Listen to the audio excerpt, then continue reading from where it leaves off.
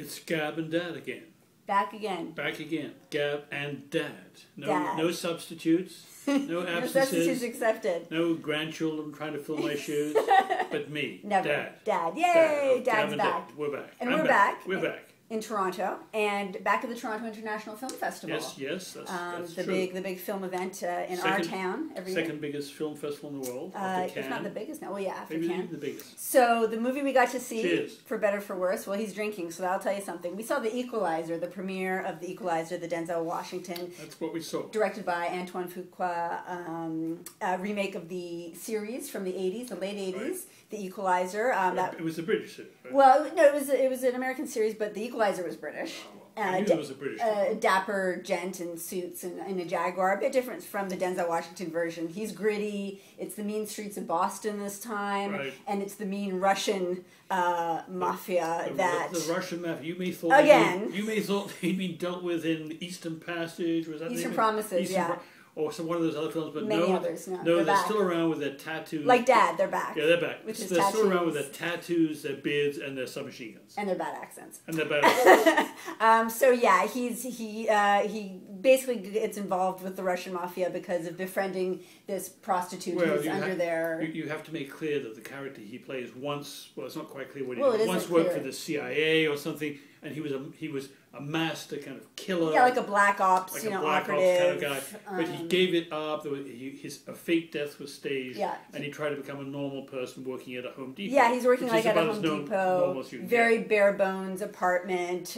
Great reader, reads books and trying to have a decent, ordinary. Very structured, but he's haunted by his past and who he is, and he can't escape who he is, and so what triggers him going back into this whole world is there's bad stuff going on all around him. But in particular, he befriends a young prostitute who's badly beaten up by her pimp, and that annoys him. Well, she belongs to the mob, and then that sets off his skills, and as the movie suggests, that's his true essence, and he steps back into that. And in particular, he faces off against a particularly vile and brutal kind of Russian mobster. He was good. I don't know who that actor was, but he's kind of like a Russian Kevin Spacey. He kept reminding me, he looks like Kevin Spacey. I didn't like the way his lip kept curling. That's the Russian mafia thing. Lip curl thing. That's just standard. Anyway, so this man was terribly violent, brutal, smart, but it won't surprise you to know, spoiler alert, that he met his match in Denzel. Well, everybody meets their match in Denzel Washington, practically in every Denzel Washington movie, including this one. I mean, to me, this is a very Denzel Washington role, although originally it was actually supposed to be Russell Crowe who was attached to this film. Denzel Washington would have been better. I mean, he's just, he's kicking ass, and he has that moral gravitas behind his actions. But he struts. He's got the whole, like, the way he carries himself, and the bald, the dome, and the scowl. And he wears black clothes. And so it's tailor made for him. He and Fuqua are a pair. I think that Anton Fuqua really fetishizes Denzel Washington. I mean, the slow motion shots and the pounding rock music. What did you think of the direction of the film? Well, that's sort of what I'm referring to, is that it was so heavy-handed.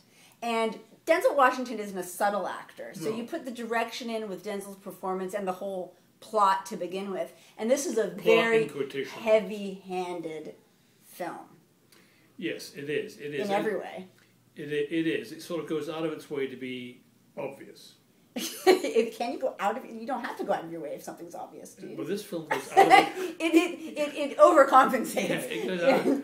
Yeah, it's not always in a bad way. I mean, it was there's good scenes, and sometimes it's very entertaining. Well, here's the funny thing about this film, which depicts, violence, evil, a good man, but a violent man fighting horrible evil. Yeah. A lot of it was funny. Well, I intentionally? Think, no, unintentionally funny. I mean, the audience, particularly, there was a guy next to me who was laughing half the time. I thought that was you. No, that was I don't know. I mean, I think some of it was a bit tongue-in-cheek. Like, it was so over the top. It's hard to tell these days with violence in movies. I mean, almost that Quentin Tarantino flourish, when the blood sprays. And some of the Very violent, by the way. Don't take your children to this. And some of the ways he killed people. Like, there was this protracted scene towards the end in the Home Depot where it was almost like the Home Alone scene where, like, he's picking off bad guys in all these weird ways, like MacGyvering all these ways of murdering them using Home Depot products. And also, of course, I mean, that was kind of tongue in cheek, don't you think? Maybe, I don't know, but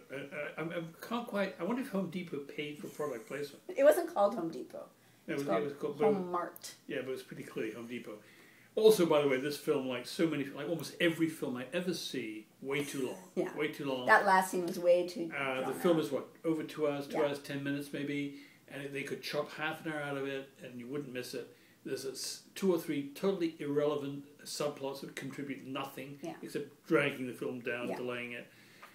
The usual mistake. I don't know why they do that. But it's set up for a sequel. I mean, if this does well, I mean, it's totally. I could see this being a franchise. Yeah, I suppose you're right. Because I mean, at the end, he's just back in full form. All right, how many Gabs?